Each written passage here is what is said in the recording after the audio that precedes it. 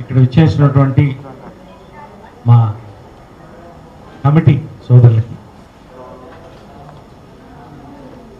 అదేవిధంగా మీడియా సినీ పరిశ్రమ ఒక కుటుంబం, భార్యాభర్తల ఇద్దరం కలిసి ఉంటేనే ప్రజలకి లబ్ధి చెందుతుంది. ఎప్పుడు కూడా మీడియాని నా చిన్నప్పటి నుంచి, నా 7వ ఏట నుంచి చూస్తున్నాను. సినీ కుటుంబంలో పుట్టి పెరిగారు. ఎప్పుడు మీడియా మేము కలిసి ఒక కుటుంబంలానే పనిచేస్తూ వచ్చాం. కాబట్టి చిన్నప్పటి నుంచి పరిచయం. మా ఇంట్లో ఒక మనిషి, ఆయన మన మధ్య లేడు. అదేవిధంగా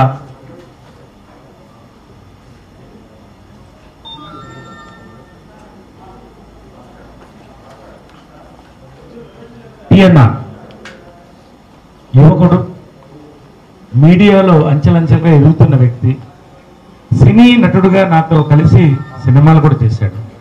ఇప్పుడు చిరునవ్వు, ఒక పాజిటివ్ వైబ్రేషన్. ఇద్దరిని మనం ఈ రోజున ఈ యొక్క సమావేశంలో, ఈ యొక్క పరిశ్రమలో మిస్ అవుతాం. ఒక్క నిమిషం దయచేసి అందరం కూడా వాళ్ళ ఆత్మ శాంతించాలని కోరుకుంటూ, ప్రార్థిస్తూ ఈ కార్యక్రమాన్ని ప్రారంభిద్దాం.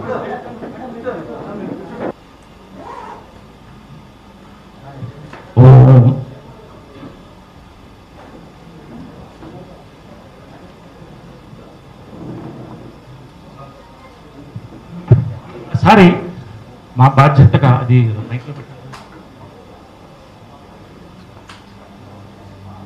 మేమందరం కలిసి మాకి ఒక మార్పు రావాలని, ఆ మార్పులో భాగంగా ఏ యొక్క దేశానికైనా, ఒక సంస్థకైనా ఒక సౌల్ సాంగ్ ఉంటుంది. అది ఎక్కడెక్కడి నుంచో వచ్చిన బిడ్డల్ని కలిపి ఒకటి చూస్తుంది. ఈ యాంథమ్ మాకు ఒక అద్భుతమైన యాంథమ్.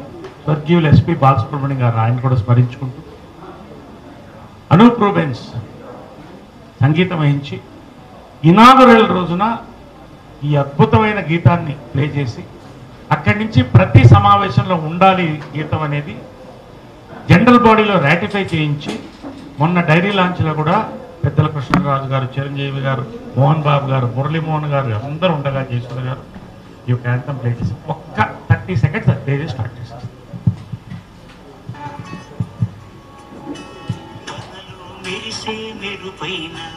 తనతో కురిసే చినుకైన పెరిగిందే చేతుల్లో వనలే రాలిందా దివి నుంచే గుండెల్లో సుమమే తన నుంచి వందనం చేద్దామా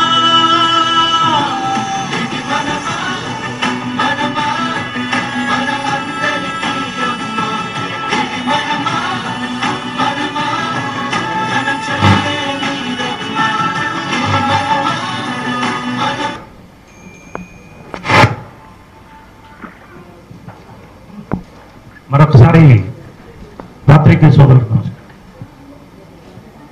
ఒక్క నిమిషం అండి, ఒక్క 10 నిమిషాలు 12 నిమిషాలు ఉంటుంది. ఎందుకంటే నాకు కథలు మాట్లాడటం అలవాట్లేదు, కాగితాలతో రావడం అలవాటు. ఉన్న ఫ్యాక్ట్స్ మరొక్కసారి మీ ముందు చెప్పడానికి మాత్రమే. నన్ను ప్రెసిడెంట్గా చేసేవి నేను అడగలేదు. జయసుధ గారు, మా అక్కగారు పోటీ చేసినప్పుడు నువ్వు ఉండాలి నాతో తోడుగా అన్నప్పుడు, ఒక మరిగారు గురుగారు దాసరి గారు బ్లెస్సింగ్స్తో, పెద్దలందరూ బ్లెస్సింగ్స్తో దిగాం. ప్యానల్ అంతా గెలిచాం, కానీ కొన్ని పొలిటికల్ ఇష్యూస్ వల్ల ఆమె కొంతలో ఓడిపోయింది. మేమందరం చింతించాం, దుఃఖించాం. అక్కడి నుంచి మా చరిత్ర ప్రారంభమైపోయింది. వెల్ఫేర్ కమిటీగా చైర్మన్గా వచ్చాను, జాయింట్ సెక్రటరీగా పనిచేశాను, జనరల్ సెక్రటరీగా పనిచేశాను. నువ్వు జీవితంలో ప్రెసిడెంట్ కాలేవు అన్నప్పుడు ప్రజలు నిర్ణయిస్తారని ఒక మార్పు కోసం, ఒక విజన్తో, డివిజన్ ఉండకుండా ఉండాలని ప్రజాస్వామ్యబద్ధంగా హైయెస్ట్ మెజారిటీ 79 ఓట్స్, 76 or 79 ఓట్స్తో 400 పైన పోలైన ఓట్స్తో గెలిచినటువంటి కమిటీలో ఇది ఒక భాగం, ఒక మంచి ఉద్దేశంతో. తరువాత నరేష్ ఏంటని నేను చెప్పుకోకర్లే, నేను సినిమా బిడ్డని, నేను మా బిడ్డని, నేను సినీ పరిశ్రమకి ఎటువంటి సమస్య ఎప్పుడు వచ్చినా మా కుటుంబం ఎప్పుడు సినీ పరిశ్రమ కోసం మా కోసం ఎప్పుడు ఉన్నది. కాబట్టి నరేష్ కలుపుకుపోలేదు, నరేష్ చేయలేదు అనేది ఎంతవరకు నిజం అనేది ఒకసారి అందరూ ప్రశ్నించుకోవాలి. అక్కడితో ఇది ఆపుతున్నాను. ఇప్పుడు ఈ పెట్టిన ప్రెస్ మీటు నేను ఎవరో, ఇది ఒక 50 కాపీలు తీసుకుంటాను. ఇది కూడా ఉంది కదా, వచ్చింది కదా, రైట్. ఆ లెటర్ వచ్చిందా? లెటర్ మాకు ఇచ్చింది, అదే తెలుగులో నేను ఇచ్చింది, రైట్.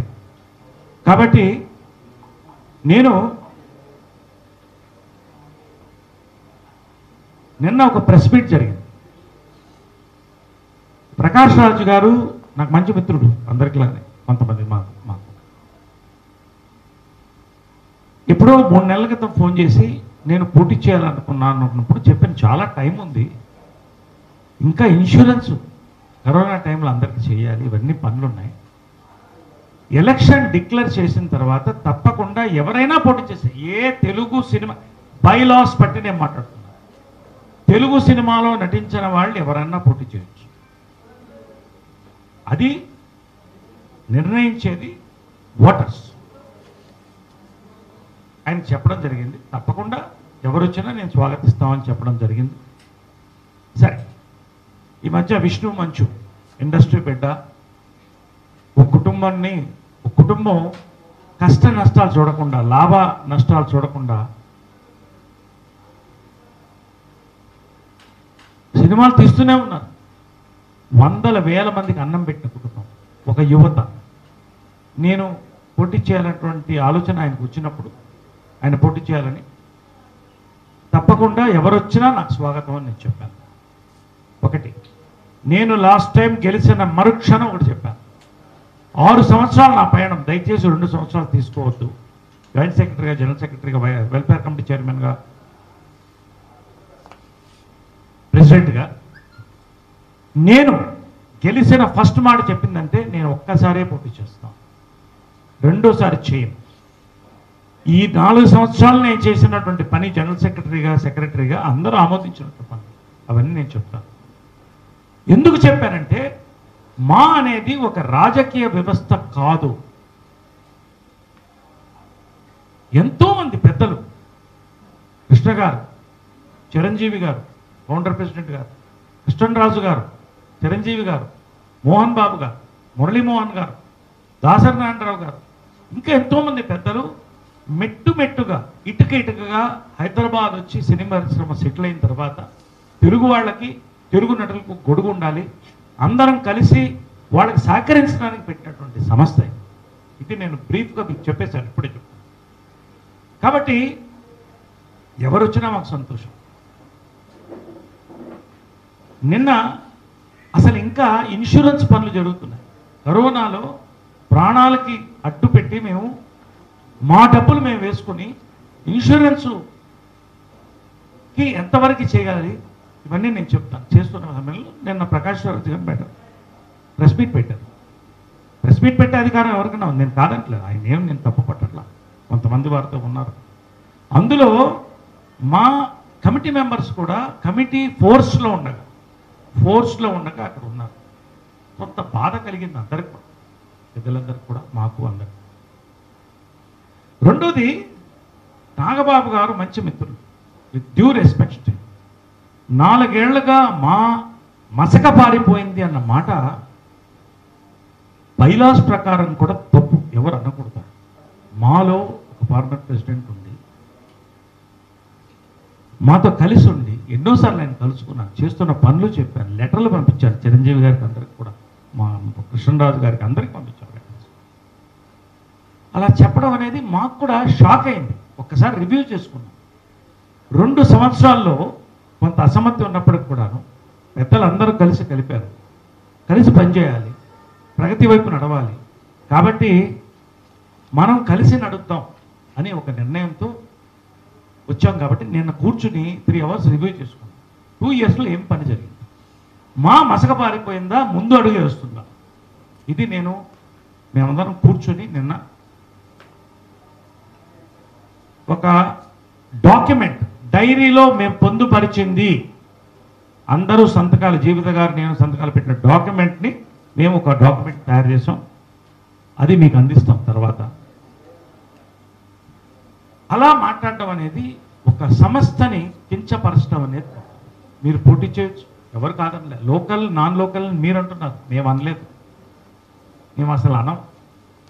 లోకలా నాన్ లోకలా, ఎంత డిసిప్లిన్ ఉంది, ఎవరికి ఎంతమంది సహకరించారు, మాకు ఎంతకాలం ఎవరున్నారు, అసలు ఓటేయడానికి ఎప్పుడన్నా వచ్చారా, జనరల్ బాడీ ఎప్పుడన్నా ఒక 30 జనరల్ బాడీలో ఒక దానికి వచ్చారా, ఇవన్నీ వాడు నిర్ణయించుకోమని నేనేం మాట్లాడలేదు. అందరూ కలిసే పనిచేస్తాం. ఇప్పుడు కూడా ఎలక్షన్స్ యునానిమస్ కావాలని మేము కోరుకుంటున్నాం. కానీ ఇది ఫస్ట్ డాక్యుమెంట్ ప్రకాష్ రాజ్ గారు మా ఆఫీస్ పంపించారు. We are all aware that the term of the present elected Ma committee for the period of 2019-21 has ended. ఎప్పుడు పంపించారంటే 9th April Friday 9th April చూసుకోండి మీరు ఎంత అడ్వాన్స్లో పంపించారు. To intent hold elections as the EC meeting has the EC meeting been called to decide the election process. Why is the general body not yet held yet? I request you to please address these apprehensions. భయపడుతున్నాం. దానికి మా నుంచి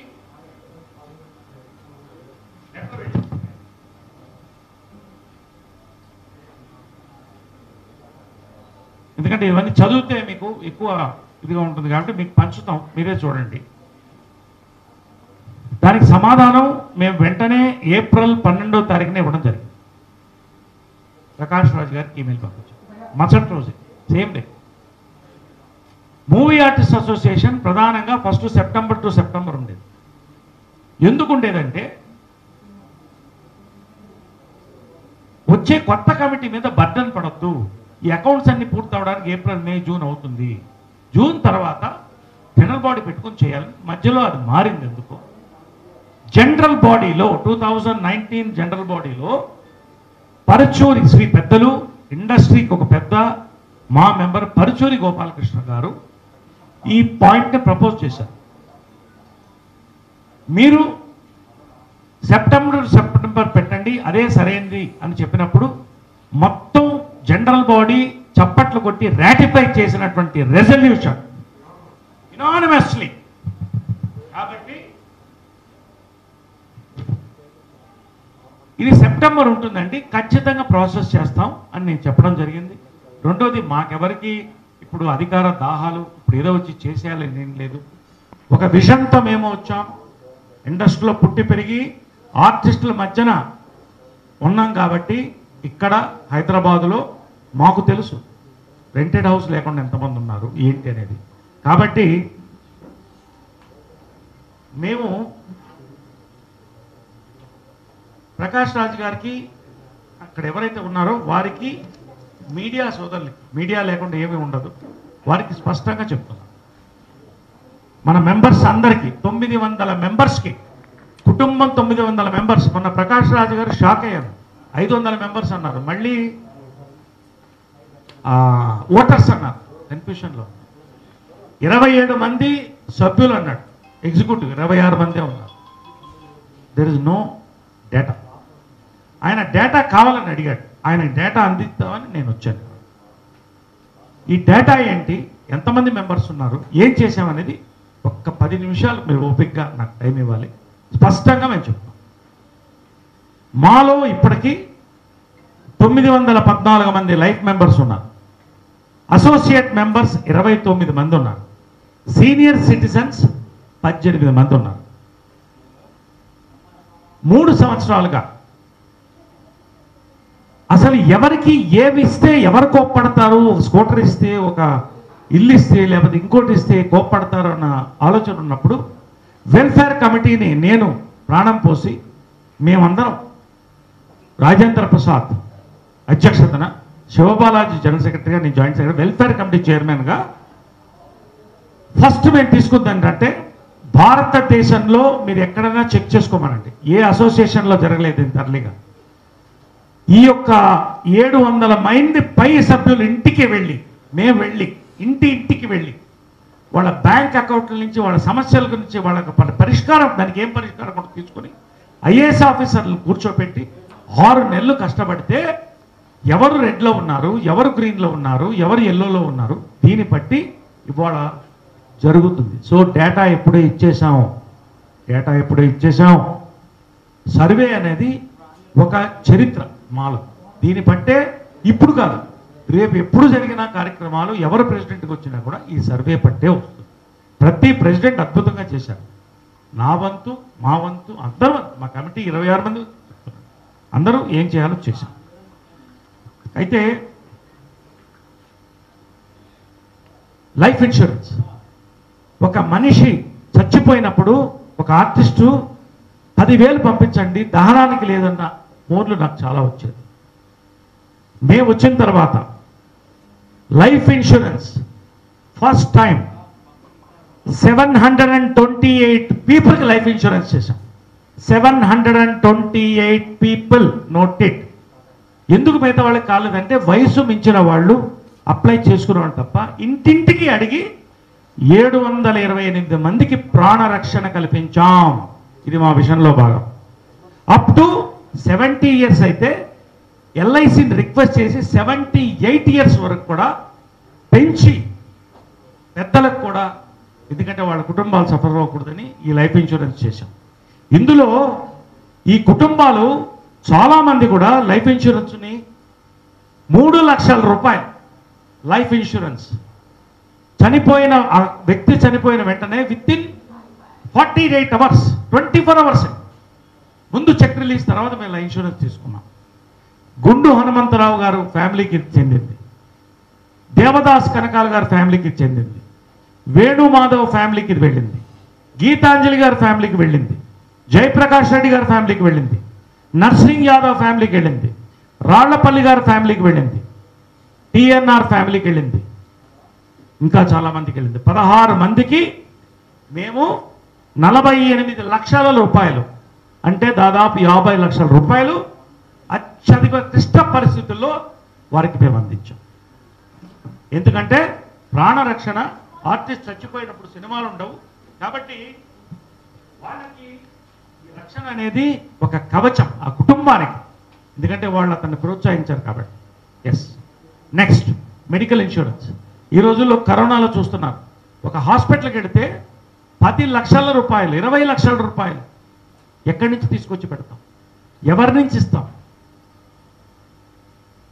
314 మెంబర్స్కి అడిగిన వాళ్ళకి మా insurance చేసింది. First time చరిత్రలో నేను చెప్తా. అంటే 314 సభ్యులంటే 617 ఫ్యామిలీ మెంబర్స్ మొత్తం కలిపితే 931 ప్రాణాలకి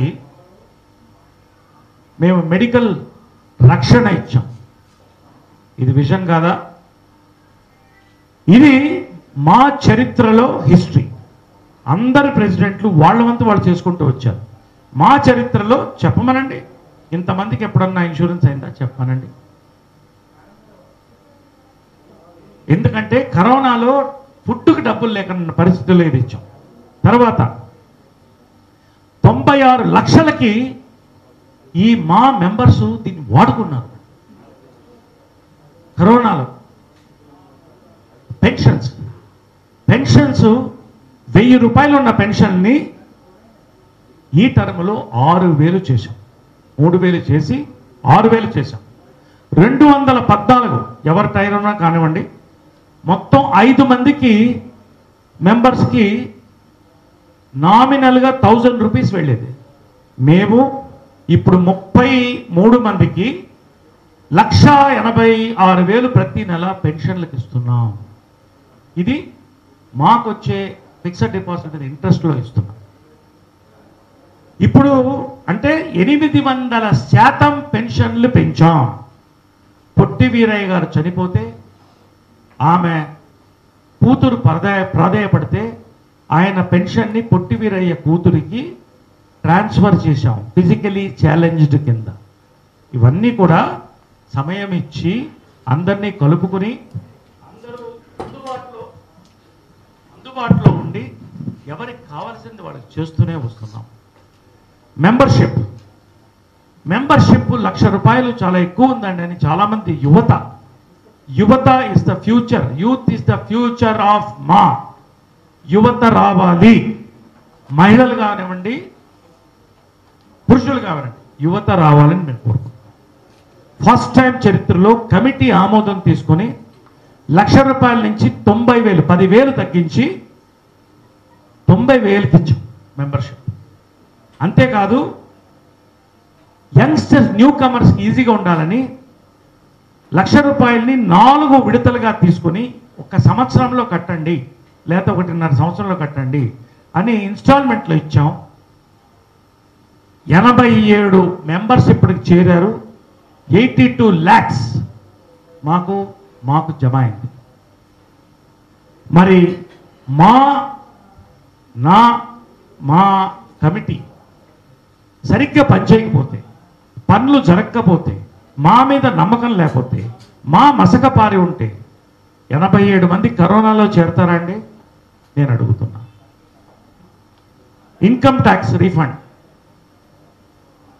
first time income tax refund మా ఆడిటర్ గారికి థ్యాంక్స్ చెప్తున్నాం.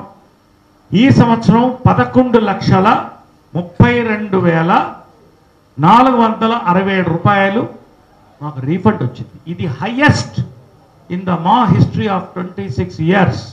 ఇది హైయెస్ట్ అమౌంట్. అందరి కమిటీ యొక్క కృషి, మా ఆడిటర్ గారి కృషి.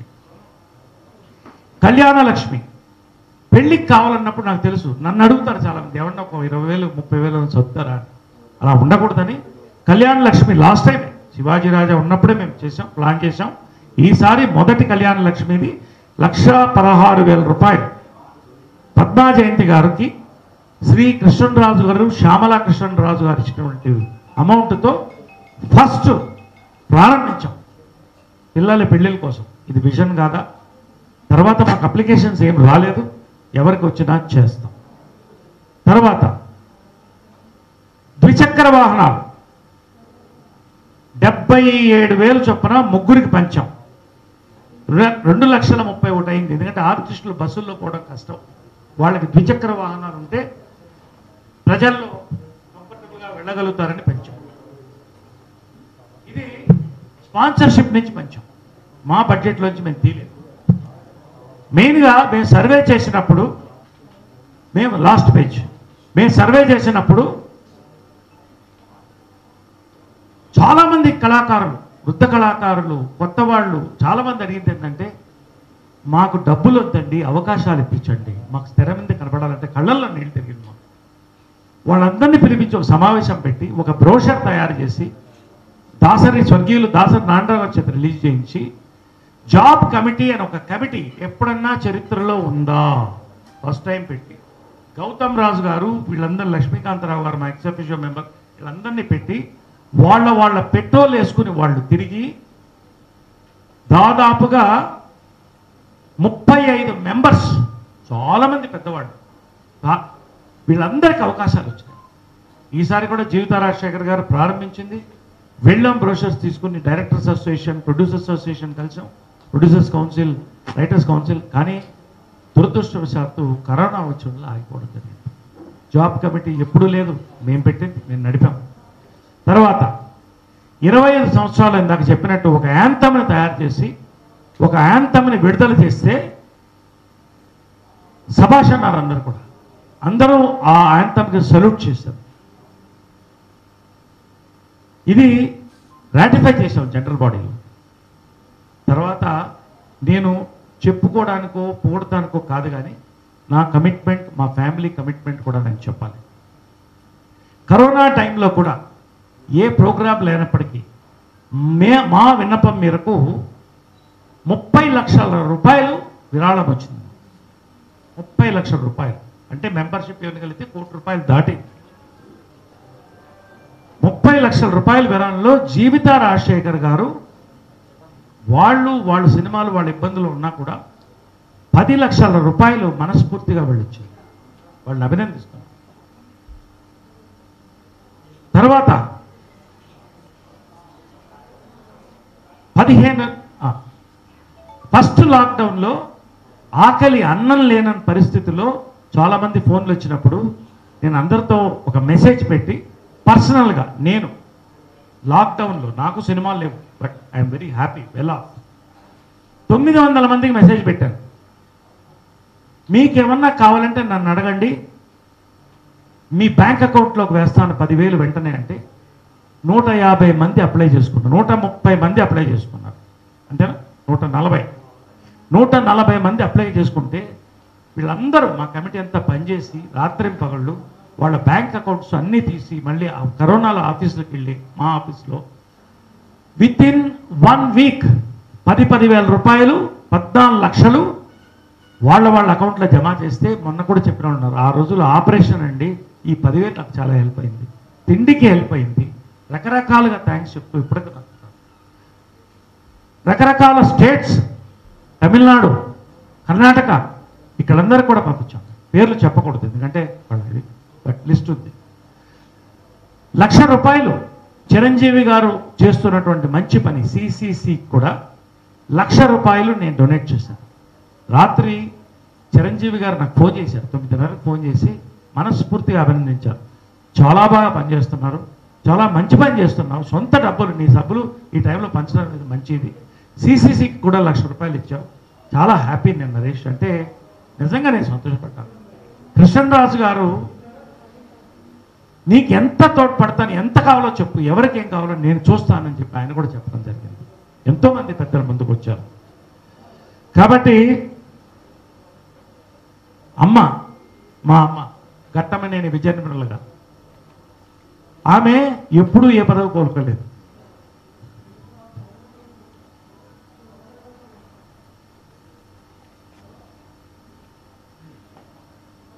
ప్రతి నెల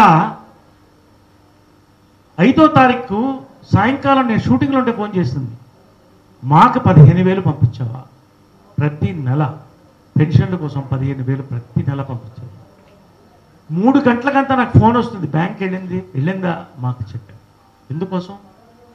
మా కోసం, ఏ స్వార్థం లేకుండా మా కోసం. అంతేకాక నేను జాయింట్ సెక్రటరీగా ఉన్నప్పుడు అమ్మ ఫండ్స్ తక్కువ ఉన్నాయంటే మా ఆఫీస్కి వెళ్ళి మా చేంబర్లో 5 లక్షల రూపాయలు ఆమె కష్టార్థం నుంచి ఒక మహిళ మా అమ్మ డొనేట్ చేసింది. అంతేకాకుండా ప్రతి సంవత్సరం ఆమె బర్త్డే ఎన్ని సంవత్సరాలు, 78 ఏళ్ళు అంటే 78,000 ఇలా ప్రతి సంవత్సరం ఇస్తూ వచ్చింది. 10 సంవత్సరాలుగా ఇస్తుంది. ఇప్పటికీ 30 లక్షల రూపాయలు ఆమె మా కోసం ఇచ్చింది. అంతేకాదు ఇప్పుడు నేను దాన్ని 20,000 రూపాయలు చేశాను.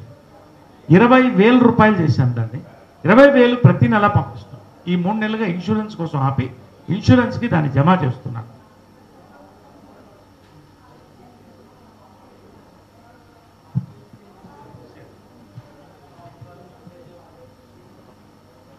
ఇది నేను ఏదో గర్వంగా చెప్పుకోవట్లేదు.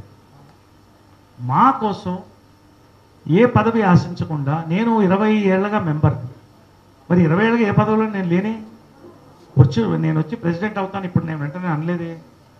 నన్ను దాసరి గారు పిలిస్తే, జయసుధ గారు పిలిస్తే వెళ్ళాను, అక్కడి నుంచి పనిచేస్తూ వస్తున్నాను. ఈ తర్వాత నేను కూడా విరమించుకుంటాను. నేను ఈరోజు డిసిప్లినరీ కమిటీ నన్ను విరమించుకోమంటే నేను ఈరోజు కూడా ఈ పనులన్నీ చేశాను. మేమందరం విరమించుకుంటాం, మేమందరం రిజైన్ చేస్తాం. They are ready. ఎందుకంటే ఇక్కడ ఎవరూ పదవుల కోసం లేరు. ఎవరికి వాళ్ళు మా కరోనాలో జీవిత కాదు, నేను ట్విట్టర్లో కూడా వచ్చింది, హాస్పిటల్ బెడ్స్ కావాలంటే అరేంజ్ చేసి, డబ్బులు కావాలంటే 25,000 30,000 ఎవరికి కావాలంటే వాళ్ళకి పంపించి మెడిసిన్స్ అరేంజ్ చేసి, మొన్న ఒక పెద్ద నటి పేరు చెప్పకూడదు, ఇంజక్షన్స్ లేవు, నా భర్త చనిపోతున్నాడు, మొన్న కొడుకు చనిపోయాడంటే వెంటనే 40,000 ఒక ఇంజెక్షన్ అంటే నా ఫ్రెండ్కి ఫోన్ చేసి శ్రీ మదన్ మోహన్ రెడ్డి గారు అరవింద్ ఫార్మా ఆయన వెంటనే 5 ఇంజక్షన్లు పంపించారు 40,000 చొప్పున. ఇవంతా ఎవరి కోసం చేస్తున్నాం? ఒక్కొక్క డోస్ 40,000 దీనికోసం చేస్తున్నాం, పేరు కోసమా? నేను వెళ్ళిపోతున్నా కదా బయటికి, ఎందుకు నన్ను ఇంకా హింసిస్తారు? మేము హింసకి లొంగం.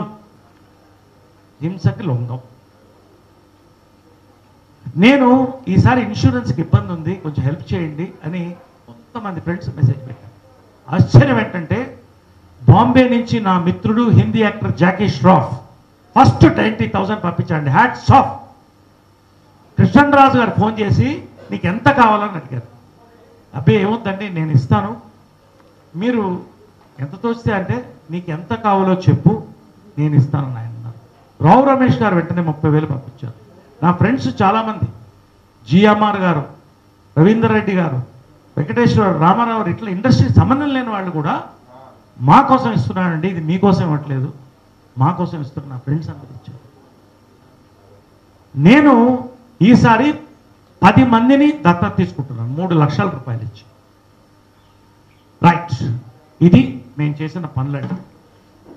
నేను ఒకటే అడుగుతున్నాను లాస్ట్ నా స్పీచ్ ఇవ్వలేదు, డేటా ఇచ్చాను. డేటా మీకు కూడా స్వహస్తాలతో నేను పంచుతాను. మేము ఇది కథలు చెప్పట్లేదు, విజన్తో వచ్చాం, డివిజన్ని కలుపుకుపోవాలనుకుంటున్నాం. ఎన్నికలు అనివార్యం కాకుండా డిసిప్లినరీ కమిటీ ఉంది, అందరం కలిసి చేయాలనే మా ప్రయత్నం. మహిళకి అవకాశం ఇస్తే బాగుంటుందని నేను డిసిప్లినరీ కమిటీ కూడా ప్రపోజ్ చేశాను. అందరు ఎవరన్నా రావచ్చు, ఒక మహిళకు అవకాశం ఇవ్వాలి. ఒకసారి ఒక మహిళ ఓడిపోయింది, మహిళకు అవమానం జరిగింది, మనం ఇవ్వాలన్నా నేను కాదంటే ఇప్పటికి కూడా మహిళకి ఇద్దామన్నా నేను సిద్ధం. అందరం కలిసి ఒక దాటికి వద్దాం, చేద్దాం. ఎందుకు అంత తాపత్రయం? వాళ్ళ అందరం కలిస్తేనే కదమ్మా. కృష్ణన్ రాజు గారు నిన్న మాట్లాడినప్పుడు నేను ఇలా ప్రెస్ మీట్ పెడుతున్నానండి అని చెప్పాను. అది ప్రెసిడెంట్గా నీ హక్కు, నువ్వు ఏం చెప్తే కరెక్ట్గా నీ రికార్డ్స్ వరకు చెప్పు, ఎందుకంటే కాంట్రవర్సీస్ వద్దని చెప్పడం జరిగింది. ఆయన వంతు ఆయన ఒకటి చెప్పన్నారు ప్రెస్కి. కృష్ణన్ రాజు గారు, రెబల్ స్టార్ యువి కృష్ణరాజు గారు, డాక్టర్ కృష్ణరాజు గారు, మా ఒక దిగ్గజం, 100 ఏనుగలు ఇందులో ఉంది, సినీ పరిశ్రమ ఇందులో ఉంది. మాని డిస్టర్బ్ చేయడం, మాని కూల్చడం అనేది సాధ్యం కాదు ఎవరికి. అందరం కలిసే ఉంటామని చెప్పమన్నారు కృష్ణరాజు గారు. నేను మీకు చెప్తున్నాను మిత్రులారా, నేనేమి మీతో కథలు చెప్పలేదు, ఉన్నవి చెప్పాము. నిన్న ప్రకాష్ రాజు గారు డేటా అంటారు కాబట్టి డేటా అన్ని రెడీ చేసాం, మీకు ఇస్తున్నాం, వారికి పంపిస్తాం. విజన్ అన్నారు కదా, ఇంతకంటే విజన్ ఏముంటుంది? ఒకటి ఫైనల్గా చెప్తున్నా, బైలాస్లో ఏముందంటే, బైలాస్లో మీరు చెక్ చేసుకోవచ్చు. బైలాస్లో ఈ సంస్థ ఆర్టిస్టుల వెల్ఫేర్ కోసం పనిచేయాలని ఉంది కాబట్టి దానికి ప్రాధాన్యత ఇచ్చి ఇన్ని పనులు చేశాం. 2 సంవత్సరాల్లో 1 సంవత్సరం కరోనా అసమర్థి, ఇవన్నీ దాటి అందరిని కలుపుకోవాలని చేశాం. నా కోసం కాదు, వీళ్ళ కోసం కాదు, ఎవరి కోసం కాదు, అందరూ కలిసి ఉండాలని చేస్తున్నాం. కాబట్టి భవనం అనేది మా కార్యాలయమా, మా భవనమా? మాకి ఖచ్చితంగా 25 సంవత్సరాలు ఇంతమంది ప్రెసిడెంట్ వచ్చారు, జరగలేదు కదా. కానీ నేను ముఖ్యమంత్రి గారికి నేను వినతి పత్రం ఇవ్వడం జరిగింది. ఆయన గెలిచిన వెంటనే నేను వెళ్ళి కలుసుకోవడం జరిగింది. ఇప్పుడే ఈ లోపల కరోనా వచ్చింది, ఈ లోపల ఎలక్షన్స్ వచ్చింది. ఎందుకు రాదు భవనం? ఖచ్చితంగా వస్తుంది. మా భవనం చెయ్యాలి. మా భవనంలో ఎంతమంది కూర్చుంటారు? 10 మంది కూర్చుంటారు. వాళ్ళకి వసతులు ఇచ్చి కంఫర్టబుల్గా పనిచేయడానికి మా భవనం, అంతే కదా. భవనం అంటే ప్యాలెస్, కార్యాలయం అంటే ఆఫీస్. ఖచ్చితంగా మా భవనం మంచి ఒక కార్యాలయాన్ని చేయడానికి మేము కూడా తోడ్పడతాం. ఎవరు ముందుకు వచ్చినా తోడ్పడతాం, మేము చేస్తాం, మేమున్నా మా వంతు తోడ్పడతాం.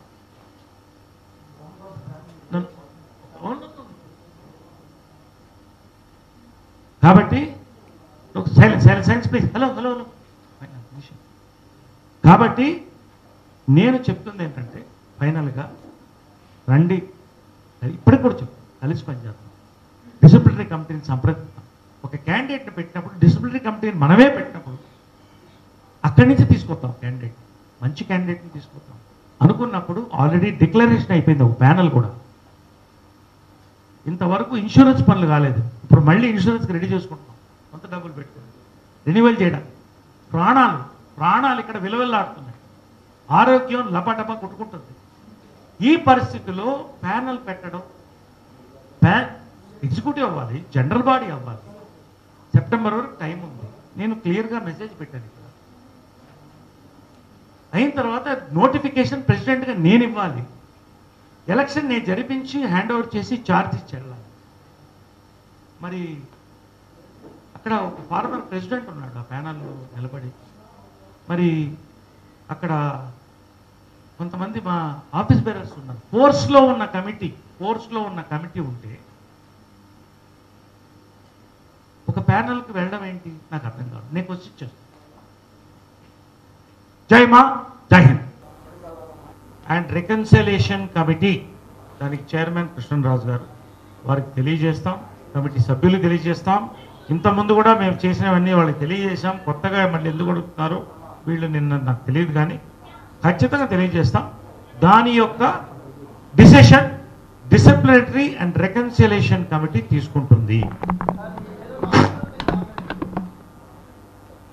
నేను అనేది అదే కదా. ఇప్పుడు ఎలా ఉంటుందంటే, నేను బీజేపీ పార్టీలో ఉన్నప్పుడు మా పెద్దలు ఒకళ్ళు అన్నారు, నా గురించి ఇలా అంటున్నారు అలా అంటున్నారంటే, అనపోతే నువ్వు లీడర్ ఎలా అవుతావు. ఇప్పుడు నేను దాంట్లో పోదలుచు, ఏదన్నా కావచ్చు, మీరే చూస్తున్నారు కదా నిన్న జరిగింది ఎంతవరకు సమంజసం. అసంతృప్తి కొంతమందికి ఉండొచ్చు, ఎక్కడైనా ఉంటుంది, అసెంబ్లీలో, పార్లమెంట్లో, మాలో ఎక్కడైనా ఉంటుంది. మేము ఇవాళ ప్రెస్ మీట్ పెట్టిన ప్రధాన కారణం ఏంటంటే,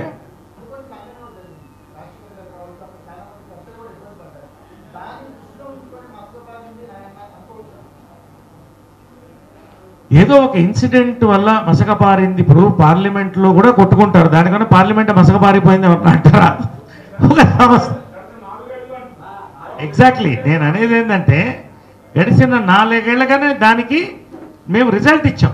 ఎలా మసకపారిపోయిందని చెప్పిన వాడిని ఇప్పుడు నేను చెప్పమని నేను అడుగుతున్నా, డేటా కూడా వాళ్ళకి పంపిస్తున్నాం. ఈ విధంగా ఒక సంక్షేమ సంస్థకి పనేమిటి? సభ్యుల సంక్షేమం. దానికి ఇన్ని పనులు జరిగింది, ఎలా మసకపారిపోయిందో వాళ్ళు చెప్పాలి. మేము అడుగుతున్నాం, చెప్పన్నానండి ఎలా మసకపోయిందో. మేము మసకపోలేదు అంటున్నాం. ఒక వన్ అట్ టైం.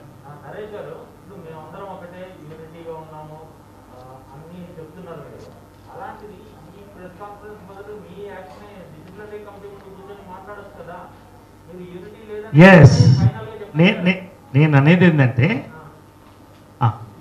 మీరు చెప్పింది నాకు అర్థమైంది. ఒక డిసిప్లినరీ కమిటీ మీట్ ఎందుకు పెట్టామంటే, సింపుల్గా ఏంటంటే, ఒక ఫార్మర్ ప్రెసిడెంటు, ఒక యాక్టరు, వాళ్ళతో పాటు కొంతమంది యాక్టర్సు, కొంతమంది ఆఫీస్ బేరర్సు, అసలు మసకపారింది అనేటువంటి ఇష్యూ వచ్చినప్పుడు ప్రెసిడెంట్గా నేను 914 మంది సభ్యులకి నేను బాధ్యుణ్ణి. కాబట్టి అంతేకాక ఈ రోజున ఆంధ్రులు, తెలంగాణ అందరూ తెలుగు వాళ్ళు, రాయలసీమ అందరూ తెలుగు వాళ్ళు కూడా అభిమాన సంఘాలు ఒకరికి కాదు అందరికీ ఉన్నాయి, చాలామందికి ఉన్నాయి.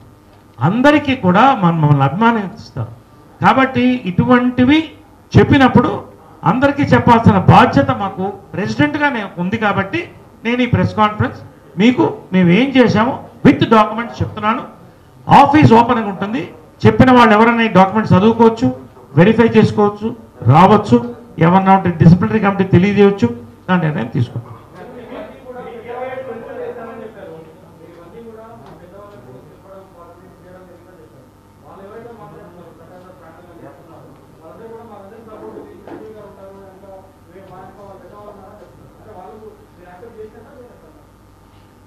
చూడండి, నేను అనేది ఏంటంటే, నేను వాళ్ళు ఏదో చెప్పిన దానికోసం నేను ప్రెస్ మీట్ పెట్టలా.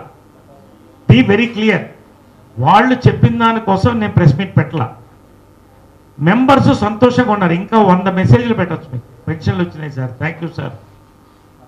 పనులు జరగలేదు అన్నప్పుడు ప్రెసిడెంట్గా నా బాధ్యత, పనులు జరిగింది అని చెప్పడం నా బాధ్యత కాబట్టి మాత్రమే ఈ ప్రెస్ మీట్ పెట్టాను.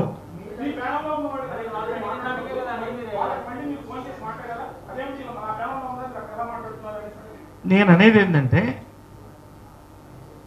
ఒక అగ్గిపుల్ల రగిలినప్పుడు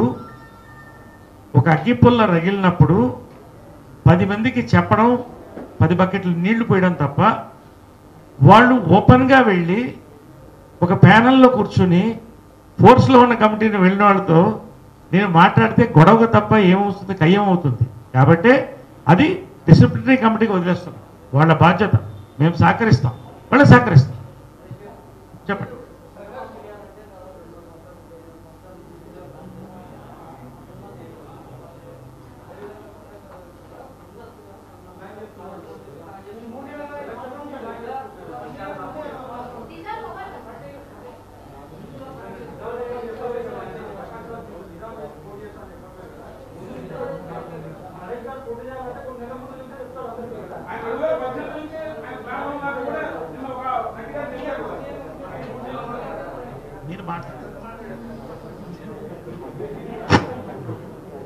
చెప్తా కదా.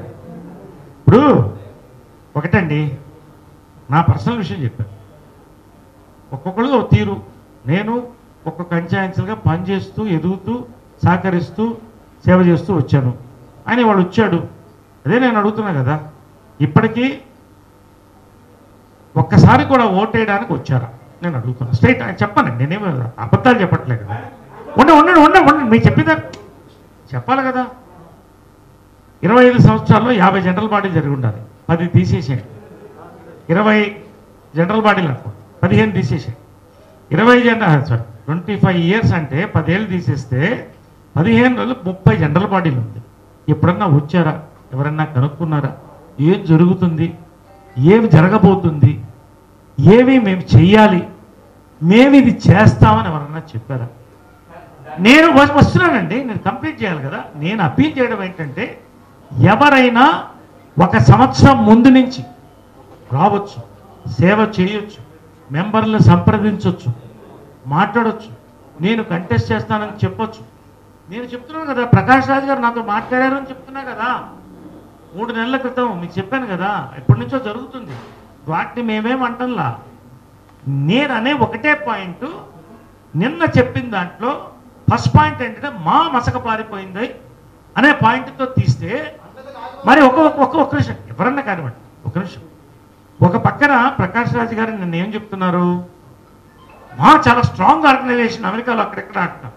మరో పక్కన స్ట్రాంగ్ అంటూ, ఒక పక్కన మసక పారిపోయిందంటూ, కన్ఫ్యూజ్ చేస్తూ, అసలు ఏం పనులు జరగలేదంటుంటే, దానికి ఆఫీస్ బేరర్స్గా ఉన్నటువంటి వ్యక్తులు అక్కడ వెళ్ళి దాన్ని సమర్థించి చప్పట్లు కొడుతుంటే, దానికోసమని మెంబర్స్కి నేను బాధ్యులు. మెంబర్స్కి వెళ్ళాలన్న మెసేజ్ పబ్లిక్కి మెసేజ్ వెళ్ళింది కాబట్టి, మీడియా మాధ్యమం కాబట్టి మీడియా ముందు నేను రావాల్సి వచ్చింది. మరి అదే అంటున్నా కదా. ఇప్పుడు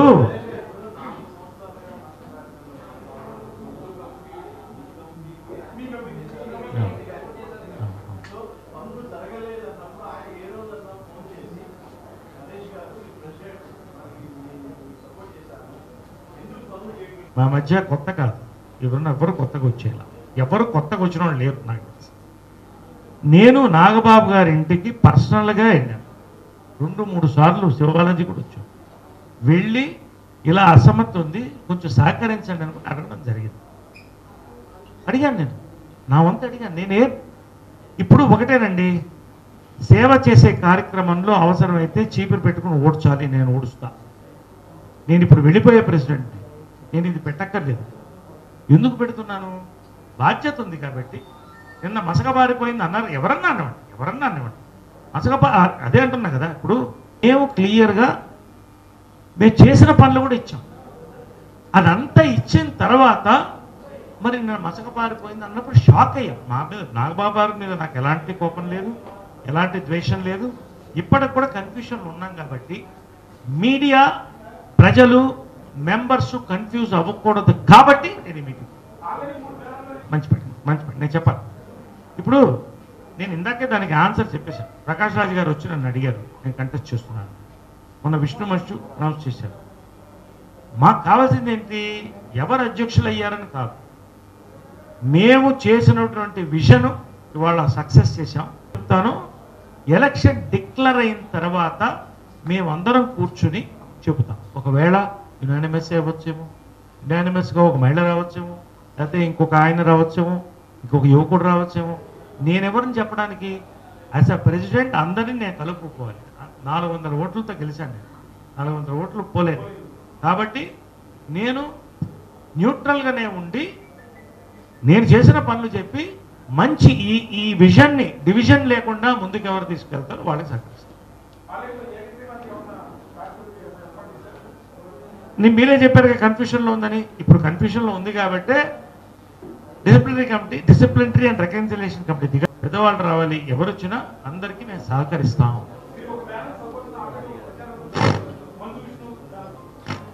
నేను అనేది ఏంటంటే, ఇన్ని కెమెరాలు ఉన్నాయి, ఇక్కడ మంచి విష్ణు లేడు కదా. నేను మంచి విష్ణు పక్కన కూర్చుని నేను నీకు మద్దతు ఇస్తున్నానని చెప్పిన రోజున నా ప్రచారం ఆయనకి ప్రారంభమవుతుంది. ఎవరికైనా సరే అదే వాళ్ళని అడుగుతున్నాం.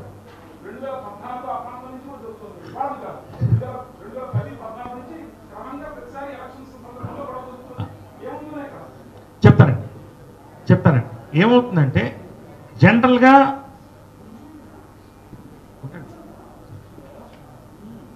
ఏమవుతుందంటే, ఏ సంస్థలోనైనా మెంబర్స్ పెరిగేటప్పుడు ఏం చేస్తున్నారని ఎవరికి అర్థం కాదు. ఇట్లాంటి పరిస్థితులు ఏమవుతుందంటే తేడా వస్తుంది. నేను కరెక్టు, అవతల ఇంకొకరు కరెక్టు, శివాజీ రాజా కరెక్టు, నేను కరెక్టు, రాజేంద్ర ప్రసాద్ బాగా చేశాడు, ఇవన్నీ నేను చెప్పట్లేదు. ఎక్కడైనా కూడా ఎలక్షన్స్ సంస్థల్లో రావడం అనేది మంచిది కాదు. యునానిమస్సే అవ్వాలి. ఎందుకంటే అందరం కలిసి ఒక లైన్లో పోతున్నాం. అనివార్యమైనప్పుడు ఎలక్షన్స్ తప్పవు. కాబట్టి బొకేస్ ఆర్ బ్రిక్ అంటే పూలకుత్యాలు కానీ రాళ్ళు కానీ రెండింటికి మేము రెడీ. మేము రాటు తేలి ఉన్నాం. 6 ఏళ్ళు నా పూర్తి సేవలు అందించాం. కాబట్టి మేము డిసిప్లినరీ అండ్ రికన్సిలియేషన్ అనుసరించే పోతాము. ఈ ప్రెస్ మీటు మీ అందరికీ జరిగింది, మీకులో కన్ఫ్యూషన్ వచ్చింది కాబట్టి చెప్పాల్సిన వాళ్ళ ఒపీనియన్స్ కూడా చెప్పారు. ఇంకోటి కూడా చెప్తున్నారు, దీని తర్వాత ఎలాంటి ప్రెస్ మీట్ ఉండదు. ఎలక్షన్ అప్పుడే ప్రెస్ మీట్ ఉంటుంది. ప్రెస్ మీట్ అనివార్యం అయినప్పుడు ఖచ్చితంగా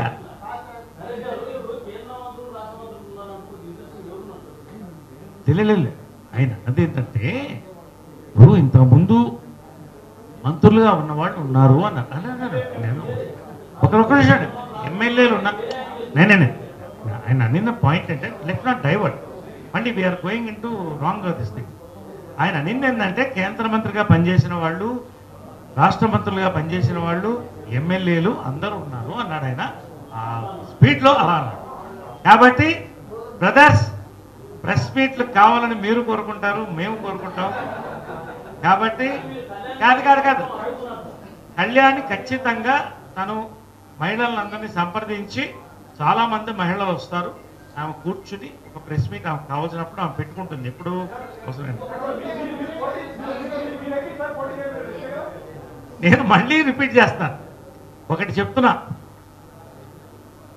నేను గెలిచిన ఫస్ట్ మాట చెప్పడం ఇదే, ఒక్క టర్మే చేస్తా. ఎందుకంటే it's honorary post. It is not a post of power but service. So నా సర్వీస్ నేను చేసి వెళ్ళిపోతాను. 4 ఏళ్ళు చేస్తున్నాను, ఈ 2 ఏళ్ళు చేసి వెళ్ళిపోతానని వచ్చాను నేను. ఇప్పుడు నేను చెప్తున్నాను, నేను పోటీ చేయడం లేదు. నా ప్యానల్ నుంచి ఎవరు లేదండి మాకు తెలిసి. అంటే లేదు ఒక్క నిమిషం నేను చెప్పేదేనండి. నన్ను ఇప్పుడు నేను అనేది ఏంటంటే, నేనే చెప్తూ అవతల ఇప్పుడు ఎందుకు అర్జెంట్ అని ఎవరైనా పోటీ చేస్తారా అడిగితే కాబట్టి ఇక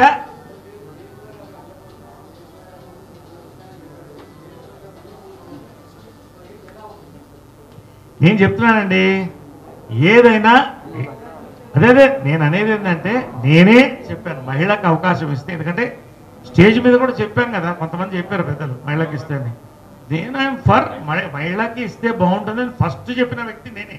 కాకపోతే రాజకీయ పరిణామాలు అంటే సేవా రంగంలో రాజకీయ పరిణామాలు చోటు చేసుకుని ఒక వ్యక్తి సడన్గా దిగి నేను పోటీ చేస్తున్నాను ఇవాళ నేనేదో చేయాలనుకున్నప్పుడు మరి ఫైనల్గా అందరిని ఒప్పించి మహిళ యువత పోటీ చేయాలనుకున్న వాళ్ళ అని నిర్ణయించాలి disciplinary committee. Final final final అంటే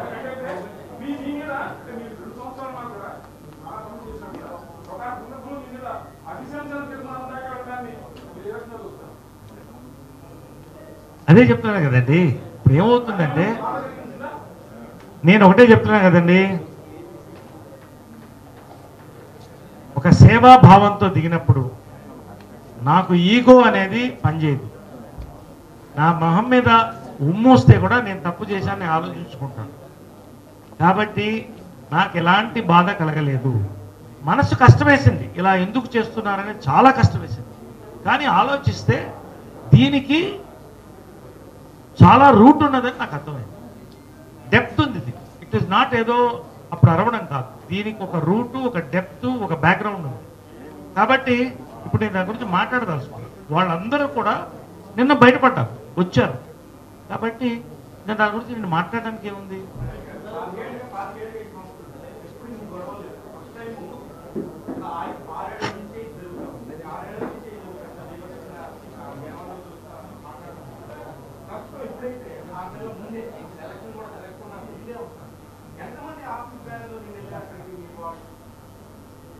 మీరు నన్ను అడిగితే మొత్తం మీరు మీడియా చూసి మొత్తం మీరే ఉండి నేను దాంట్లో పోతలుసుకోలే.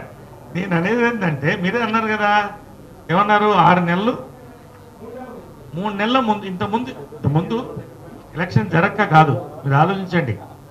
ఎలక్షన్ జరక్క కాదు, ఇంతకుముందు రాజేంద్ర ప్రసాద్ మురళీమోహన్ గారి మధ్యన కూడా ఎలక్షన్ జరిగింది. మురళీమోహన్ గారు గెలిచారు. అప్పుడు ఎలక్ట్రానిక్ మీడియా లేదు, అప్పుడు ఓన్లీ 4 పేపర్లు, 1-2 టీవీలు, దూరదర్శన్ ఉంది కాబట్టి అంత బయటికి రాలేదు. తర్వాత మళ్ళీ మోహన్ బాబు గారు పోటీ చేశారు, పోటీ చేశారంటే యునానిమస్ అయ్యారు. నాగబాబు గారు చేశారు, అందరూ చేశారు. శివాజీ రాజా వచ్చినప్పుడు కూడా యునానిమస్ చేయడానికి ముందున్నటువంటి వ్యక్తి నేను. తప్పకుండా జనరల్ సెక్రటరీగా ఉన్నాను. మా మధ్యన విభేదాలు ఏర్పడినప్పుడు కూడాను లేదు, మా బాగుండాలని నేను ఒకటి అందులో పెద్దలు అందరూ నిర్ణయించి శివాజీరాజు యునానిమస్ మేము చేశాము. తర్వాత జరిగిన పరిణామాలన్నీ ప్రెస్ మీట్లు అయినాయి కాబట్టి మీకు తెలుసు, దాన్ని మళ్ళీ చెప్పక్కర్లేదు. కాబట్టి ఒక మార్పు రావాలని ప్రయత్నం. మార్పు అనేది ఒక రోజుల్లో రాదు. మార్పుకి ఓర్పు కావాలి, నేర్పు కావాలి.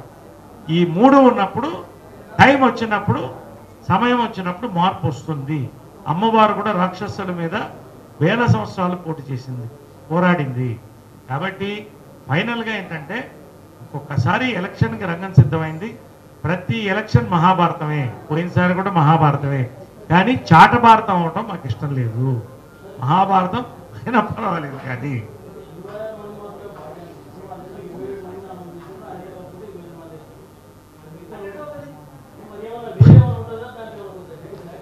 బాడీ ఇప్పుడున్నది 26 మంది. ఆయన చెప్పింది 2 విషయాలు చెప్పాడు. ఆయన 500 మంది మెంబర్స్ అన్నారు. నాకు కన్ఫ్యూజ్ అయ్యాను, ఎందుకంటే నాకు తెలిసి 914 అంటే దెర్ ఇస్ నో డేటా. అక్కడ ఏమి డేటా లేదు వాళ్ళ దగ్గర. ఏమండి, రెండోది 26 మెంబర్స్ ఉంటే 27 అన్నారు. There is no data. కాబట్టి ఇవాళ ప్రకాష్ రాజు గారికి నేను సహకరిస్తున్నాను. ఈ డేటా ఇచ్చి ఆయనకే ఇస్తున్నాను, డేటా పంపిస్తున్నాను, కాపీలు పంపించి వాళ్ళందరికీ కూడా ఒక బంచ్ ఇచ్చి చదువుకోండి. మాకి భవనం అంటే నేను అనేది అర్థం చేసుకోండి, నేను చెప్పేది అర్థం చేసుకోండి. భవనం అంటే తెలుగులో ఒక బంగ్లో, ఒక ఇది. మనకు కావాల్సింది ఏంటి? మాకి భవనం అంటే కార్యాలయం. నేను అనేది ఏంటంటే అందరూ కలిసి పనిచేసుకోవడానికి, వచ్చిన మెంబర్సు గౌరవంగా వాళ్ళని సగౌరవంగా ఆహ్వానించి కూర్చోబెట్టి తీయించి పంపించడానికి ఒక మంచి కార్యాలయం కావాలి. కాబట్టి భవనమైనా కార్యాలయమైనా అన్నీ ఒకటే. నేను చెప్తుంది ఏంటంటే కన్ఫ్యూషన్ వద్దు, వెల్ఫేర్ ఫస్ట్, భవనం మస్ట్ బస్. సో ఇంకా ఎలక్షన్ దాకా ప్రెస్ మీట్లు ఉండొద్దు అని నేను కోరుకుంటున్నాను. మీ అందరికి కూడా చాలా థాంక్స్.